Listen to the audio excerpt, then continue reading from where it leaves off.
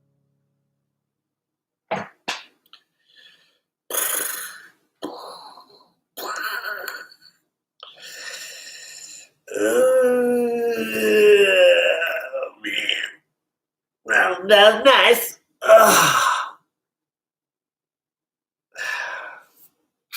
right, let's turn this guy down a little bit. I think I might have clipped out my microphones a bit there. Sorry about that. I was just into it. That one high note, though, got me. Sitara.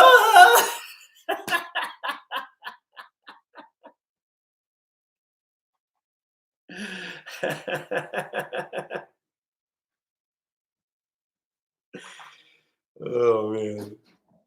There's really nothing else that can be done except laugh about it. All right. All right.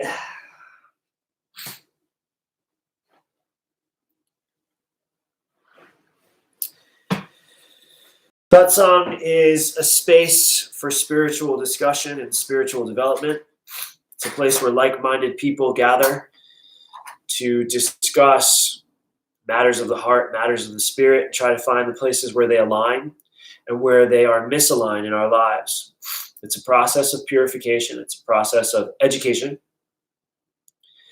And it's part of a practice in yoga that we would call jnana yoga, the knowledge of the scriptures and discernment. This is also kirtan. The singing that we did in the beginning is called kirtan. It's chanting holy names and connecting to divinity through song, through music. That's called bhakti yoga. And then if you woke up this morning and you did some movement practice, you would be doing the asana portion of the Ashtanga yoga practice, the 8 limbs. Ashta means 8.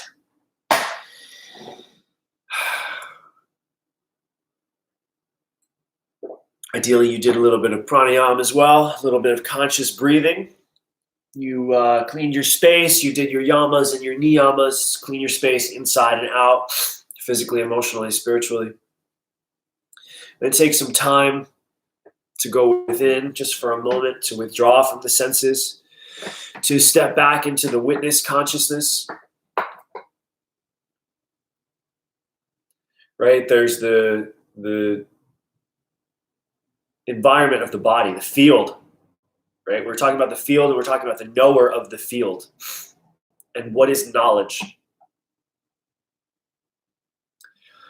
So when you know the field, you know the field of experience, the field of material experience that's going on inside and out intimately. You're able to identify and discern where the mind goes and how it qualifies and classifies and how the body works and the experiences, the sensations, the interpretations that go on inside the body and the body processes. And then you understand that there are thoughts about those things inside and out, and that there's a voice in the head that has an interaction with those thoughts, which is the false ego. And then when you step back into the witness of that conversation, the mind, the intelligence, the consciousness itself, which is using awareness to observe that conversation between the false ego, false ego, that is the seat of the soul.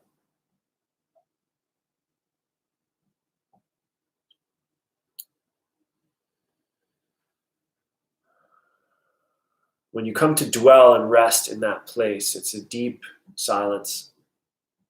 It's a contentment, often bordering on bliss and joy.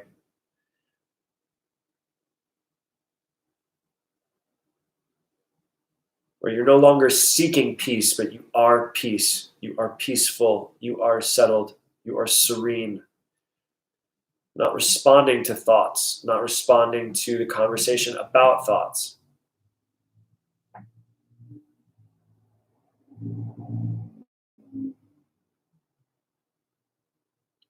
That is when you'll be the most open to receive.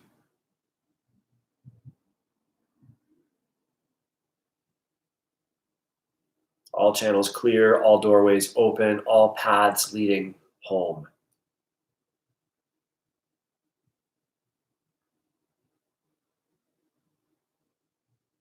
when you become fluent in this journey inward, it turns into things like samadhi or nirvana or enlightenment, which is really just returning. Every time you return to yourself and you learn, you remember yourself, you know yourself a little deeper, it's enlightening.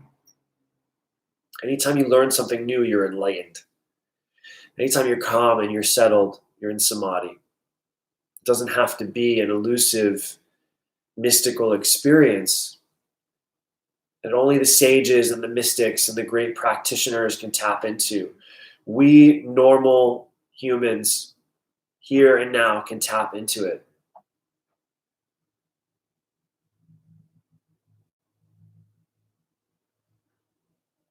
We use it to cultivate karma yoga, which is the right and wrong action, the cause and effect, that every action has an equal and opposite reaction. And that there are reactions that take a longer time to come to fruition. When we set certain actions into motion, perhaps with a word that we say today, it might resonate through space and through time, creating a ripple of experiences that circles back around with a profound lesson, maybe 2 weeks from now. We realize that how we say things sometimes can be received and processed by others, then circles back and consequences of our actions take place. Try not to think of it as punishment. Try to think of it as yin and yang, masculine and feminine, action, reaction. It has no preference. It's if you enact, it reacts. The only difference is that the material modes of nature and us as humans, we have personality. We think and we feel and we perceive on many different levels through many different dimensions. As we were talking about with sacred geometry the other day, the many facets of reality. So once you enact, you take action, you cause something to happen in this reality, so many ripples are sent out through all the facets of that reality, all the aspects of personality and people and places that you affect with your actions and with your decisions. And then eventually it circles back around, back to you. So you have to be careful about what actions you're upholding and what you're doing with your time and your attention, how you direct your awareness, so that you see good actions, good reactions coming back from good actions. Sometimes it takes years for the cycle to complete, the cycle of karma to complete, where you turn and you realize, wow, that's why I went through this. Oh, I thought I was just struggling. No, I'm not just struggling. It's that I did something years ago that set into motion this learning that's taking place right now, where as I am, they were. And as they are now, so shall I be.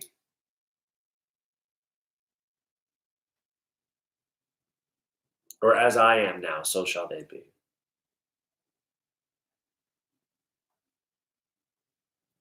Right? Before I didn't know, but now I do. They don't know yet, but they will.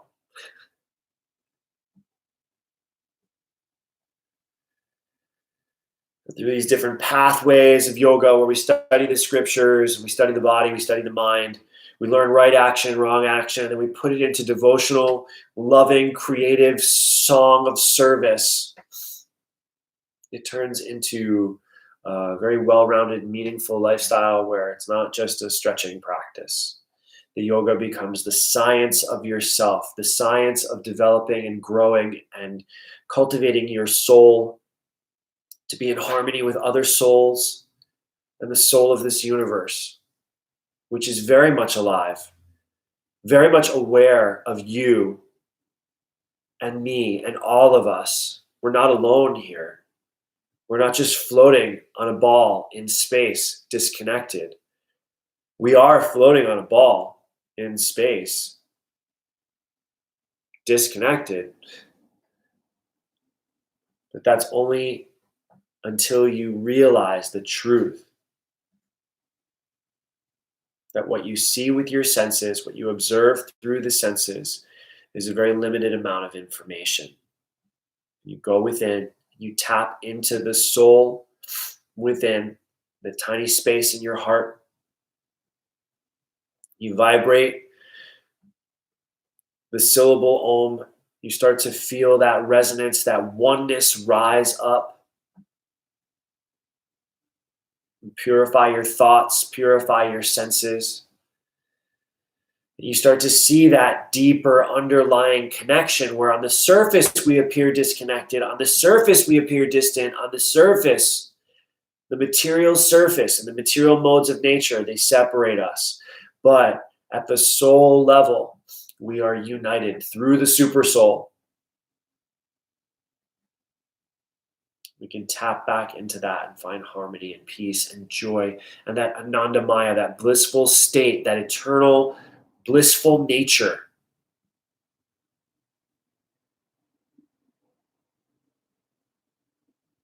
Vibrate there, resonate there, linger and dwell there. Quietly in the consciousness, thinking, feeling, expressing, knowing, and yet on the outside, seated as though neutral.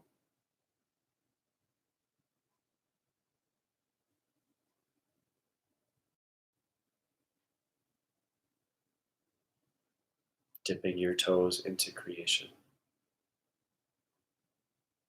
Letting creation dip its toes into you.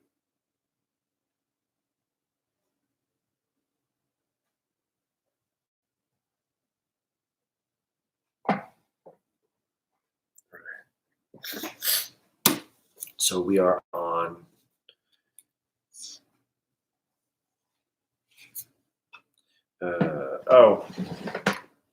Claudine found a really good link called asitis.com, I think, right, Claudine? That's what it's called, asitis.com, and you were able to find the different translation, the as it is translation that goes along with the purports, right?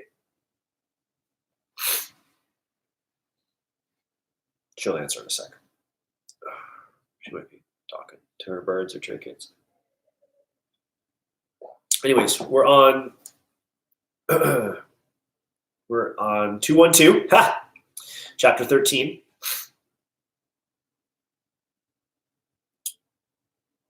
Verse 13.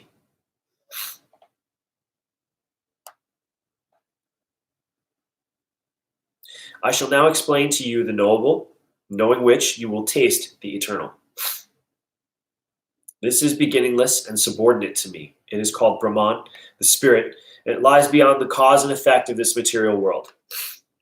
Everywhere are his hands and legs, his eyes and faces, and he hears everything. In this way, the super soul exists. The super soul is the original source of all senses, yet it is without senses. It is unattached, although it is the maintainer of all living beings. The maintainer implies Vishnu.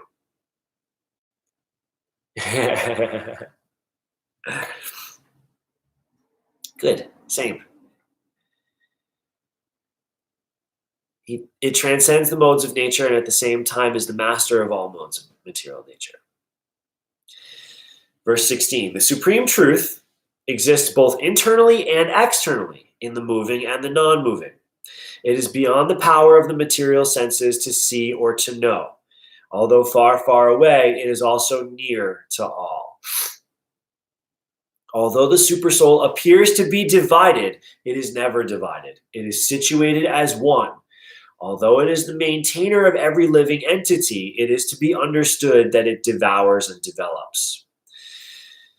It is the source of light in all luminous objects. It is beyond the darkness of matter and is unmanifested. It is knowledge, it is the object of knowledge, and is the goal of knowledge. It is situated in everyone's heart. Thus, the field of activities, or the body, knowledge, and the knowable have been summarily described by me. Only my devotees can understand this thoroughly and thus attain to my nature. When it says attain to my nature and thoroughly understand this, it means that you understand it so deeply that you become it. Attaining to the nature of Krishna is to become as Krishna's personality, to mold your ego and your temperament and your constitution, you remake your own human constitution, you recondition yourself to be more in alignment with the personal properties that Krishna exhibits, that divinity exhibits. The material nature and the living entities should be understood to have no beginning. The transformations and modes of matter are produced of the material nature. The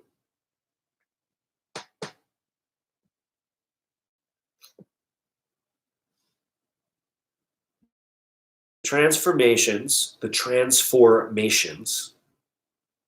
and modes of matter are produced of the material nature. So that means the three gunas cultivate the process of life, of birth, life, and death.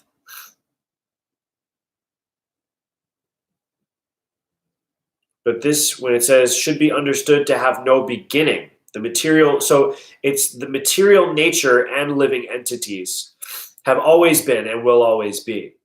The transformations of those living entities and those modes of material nature are produced by the material nature itself. That's what this is saying. Ha ha ha! So there has to be an origin. The things themselves are beginningless because the material nature itself is beginningless. 21. Nature is said to be the cause of all material activities and effects, whereas the living entity is the cause of various sufferings and enjoyments in this world.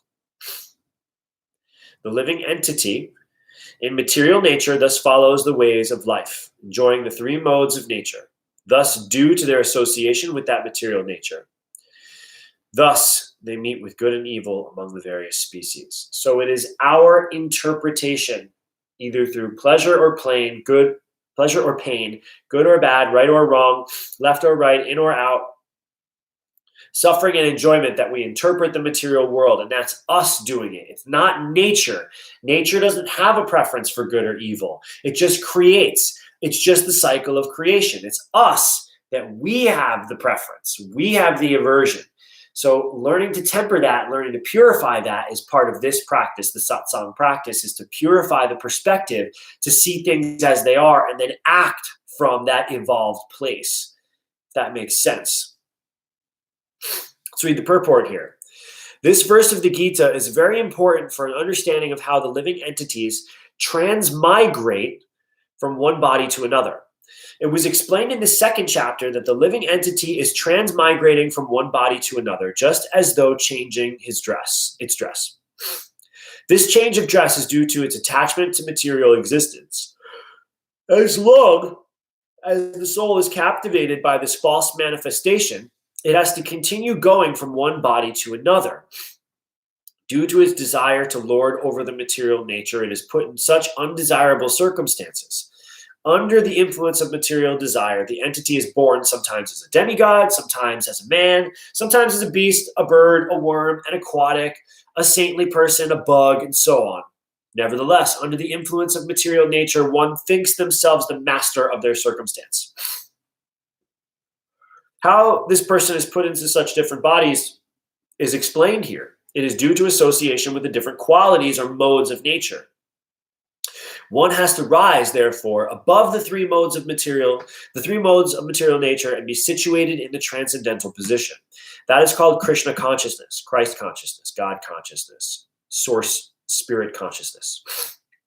Unless one is situated in that consciousness, their material consciousness will oblige them to transfer from one body to another. That person has had material desire since time immemorial, but now they have to change their conceptions. That change can be effected only if one hears from authoritative sources. The best example here is Arjuna is hearing the science of God from Krishna. The living entity, if they submit to this hearing process, will lose the long-cherished desire to lord over the material nature, gradually will come to enjoy spiritual happiness. So this is saying that you're learning how to let your plan go, to trust that you are not the master of the modes of material nature. You are part of the modes of material nature. Yet, Your ability to transcend them lies in your willingness to surrender to the greater plan that is unknown and unknowable, and yet can be observed moment to moment by your participation in it.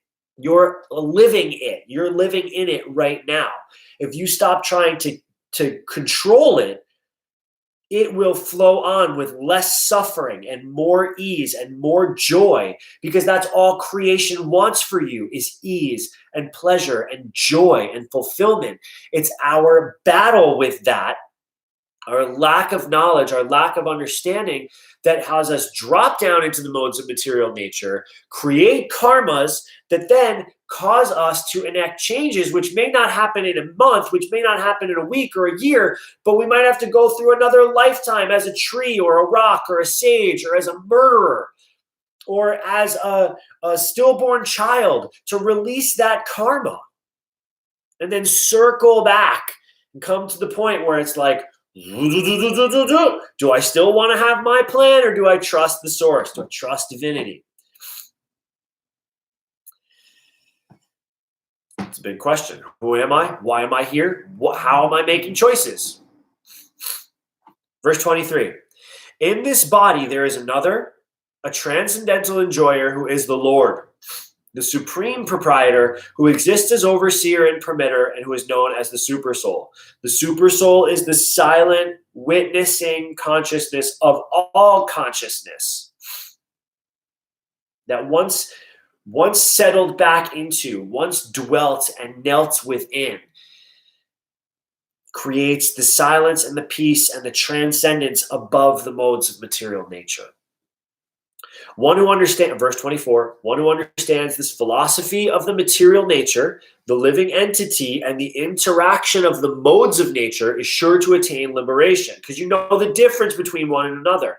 Once you understand it, then you're on the path to actually embodying no difference between them and not letting them steer your choices in one way or another, thinking that, oh, if I make this choice, I can enact this. No. Hold on in consciousness. Allow things to unfold. The right choices make themselves. Keep staying in your joy, staying in your power, staying in bliss, staying in the reverence of the process, and allow the process to unfold and unfold and unfold and unfold. The super soul is perceived by some through meditation. Let's do verse 24 again. I get so excited, I start to stutter. One who understands the philosophy of the material nature, the living entity, and the interaction of the modes of nature is sure to attain liberation. They will not take birth here again, regardless of their position. It will just simply continue on. No more births, you just continue right along. That super soul is perceived by some through meditation, by some through cultivation of knowledge, and by others through working without fruitive desire. So the four paths of yoga that we talked about before are the channels by which to reach that dweller and contact the super soul. Dip the toes back into spiritual waters. Perceived by some through meditation, which is Ashtanga yoga, by some through the cultivation of knowledge, Jnana yoga, by others through working without fruitive desire, Karma yoga. Again, there are those not conversant in spiritual knowledge who, by hearing from others, begin to worship the Supreme Person. Because of their tendency to hear from authorities, they also transcend the path of birth and death. This is the step towards Bhakti Yoga, because it's worshiping the Supreme Person and bringing yourself to the feet of a spiritual master and being in devout service. Verse 27, O chief of the Bharatas, whatever you see in existence, whether moving or unmoving, is only a combination of the field of activities and the knower of the field. That's only a combination between what happens out here and what you think about it in here. That's the little cycle. That's the macro cycle, right? The macro micro cycle. But then the micro cycle within, back to the macro of super soul and source, that's what you're trying to tap into. You're trying to draw in and tap into that greater cycle of divinity instead of the cycle of your thoughts and the mode of material nature. You want to get into your consciousness and unite with divinity.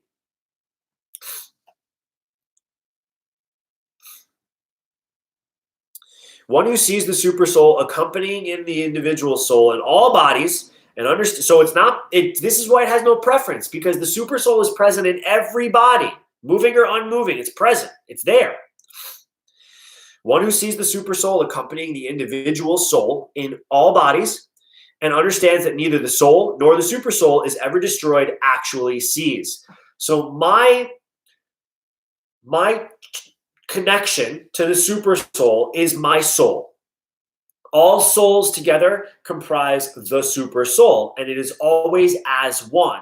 This is just an embodiment, a singular embodiment of that, where I get to perceive my own experiences and make the choice to either engage with divinity or engage with the material world. If I'm engaging in the material world, I'm in the material modes of nature. If I'm transcending, then I'm still in the modes of material nature. I'm not dominated by them, though.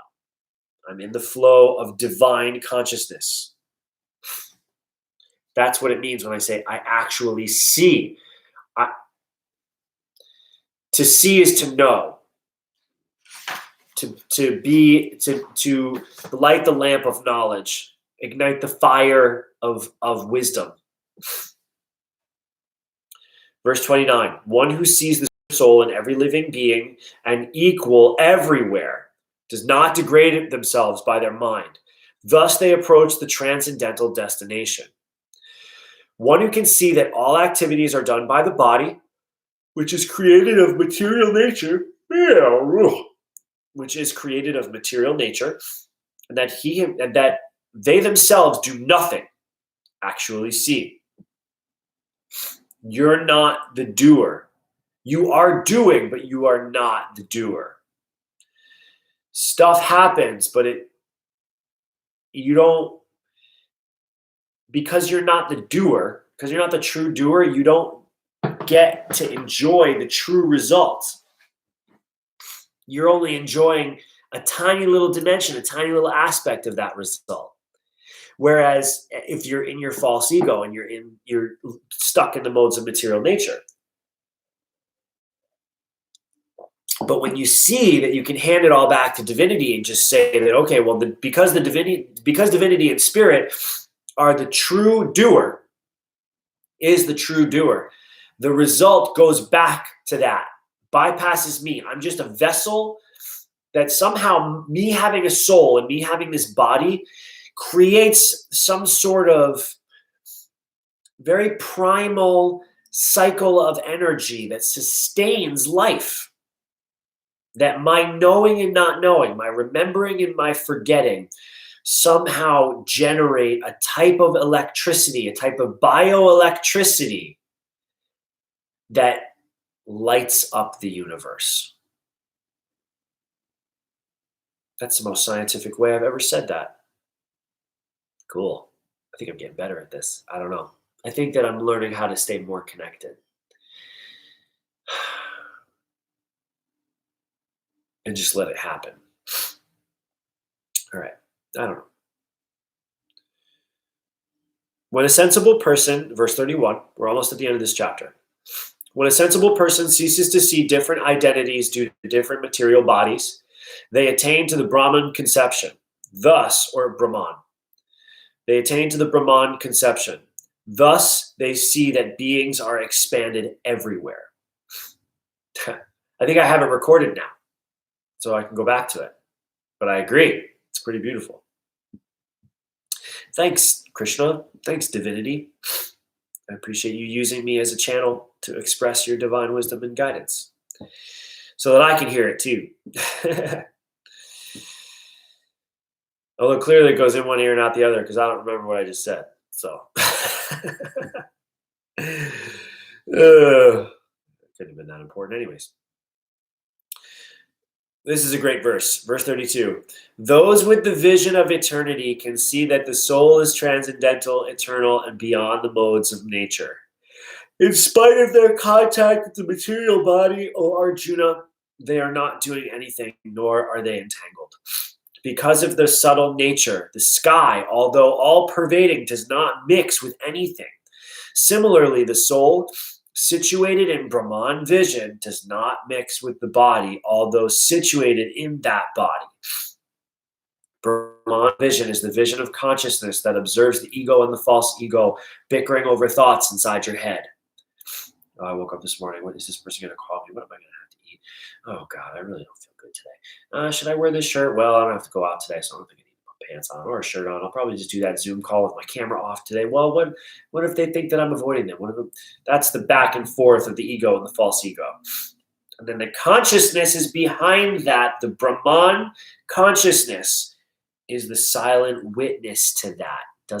It doesn't ever engage with it. It doesn't ever get entangled in that mode of material nature. It just steps back and smiles and watches and goes, are you going to wear yourself out yet? Are you done? No? Okay, I'll be here. That's fine. You go as crazy as you want with your own thoughts. You believe as much of this material, non-existent existence as you like. And once you've gone through enough lifetimes, you will return back to me and you will see that you could have been silent this whole time. You could have been at rest this whole time. And you were. A part of you was, just as a part of everyone is. You just forgot. That's okay. Welcome back. Good to see you. Feels good. Things are always working out for you. You're such a wonderful person. All is happening as it should. Divinity has your back. Source has your back. You are loved. You are supported. You are safe. You are worthy. You are meaningful. You are inspired. You are a divine channel for divine guidance. And all is always well for you. All is always working out for you. It's always working out for you. It's always working out for me. It's always working out for you. It's always happening exactly for you in the right time, at the right place, with the right people. Whether or not you see it, that's another thing. But just trust. It's always there, waiting for you to settle into and embrace. O son of Bharata, as the sun alone illuminates all this universe, so does the living entity, one within the body, illuminate the entire body by consciousness. One who knowingly sees this difference between the body and the owner of the body can understand the process of liberation from this bondage and attain to the supreme goal. The purport of this 13th chapter is that one should know the distinction between the body, the owner of the body, and the supersoul. One should also recognize the process of liberation as described in verses 8 through 12. Then one can attain the supreme destination. A faithful person should at first have some good association in which to hear of God. So your good association is starting right here. By such good association, one gradually becomes enlightened and thus, or it's just picking up here, because I know that Claudine has had good association with the Lord for a very, very, very long time. And I'm sure that many of you have had good association with the Lord for a long, long time. And now we're just enhancing it. And we're just enhancing it, and we're raising that vibration a little bit more. So rock on. By such good association, one gradually becomes enlightened and thus accepts the spiritual master in order to be guided for advancement in spiritual science. By such association and instruction, under the guidance of the spiritual master, you can distinguish between matter and spirit, and that becomes the stepping stone for further spiritual realization. By various instructions, the spiritual master teaches the students to be free from the material concept of life. Just as in Bhagavad Gita, we find Krishna instructing Arjuna. That's what we've been saying the whole time. The whole time. This is divine conversation that resonates and rings throughout the ages. It's a metaphorical conversation that also actually happened, if you believe that set into motion a series of effects where now we can learn directly from the source through the Gita. One can understand that this body is matter. It can be analyzed with its 24 elements. The body is a gross manifestation. Its subtle manifestation consists of mental and psychological effects. The symptoms of life are interactions of these bodily features. But over and above this, there is the soul. And there is also the supersoul. The soul and the supersoul are two. This material world is working because of the conjunction of the soul and the 24 material elements. One who can see the soul and material elements and also see the situation of the supreme soul becomes eligible for transfer to the spiritual world. These things are meant for contemplation and for realization. One should have a serious understanding of this chapter with the help of the spiritual master. And here's a cool little tablet of Arjuna seeing all the forms of Krishna when he opens up into the universal form.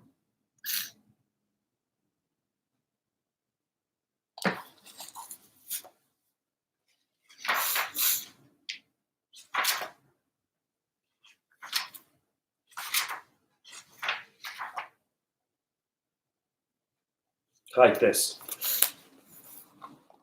This one, how it's got written on the stairs. Envy, ignorance, right? And then you go up a little higher, and it's a study of the Vedas, elevating yourselves. The steps go both directions. So you always have a choice which direction you want to go on the steps. You could walk down or you could rise up. Kind of not fair how, well, I don't know if it's not fair. Maybe the feminine energy attracts downwards and the masculine and feminine united energy. Well, no, because it's masculine and masculine and feminine down here too. The masculine is falling off on this bottom step. The woman, the divine feminine, is there to catch him. And up top, Radha and Krishna. Waiting up there. Devotees welcoming people. Anyways. Some of these photos are.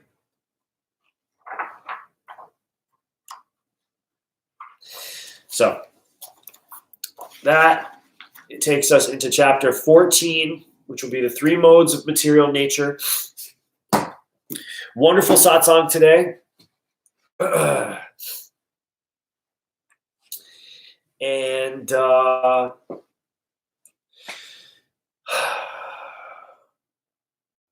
contemplate today the connection between your thoughts, the observer and the engager of your thoughts, the inner monologue, and the consciousness that witnesses all of that silently and peacefully.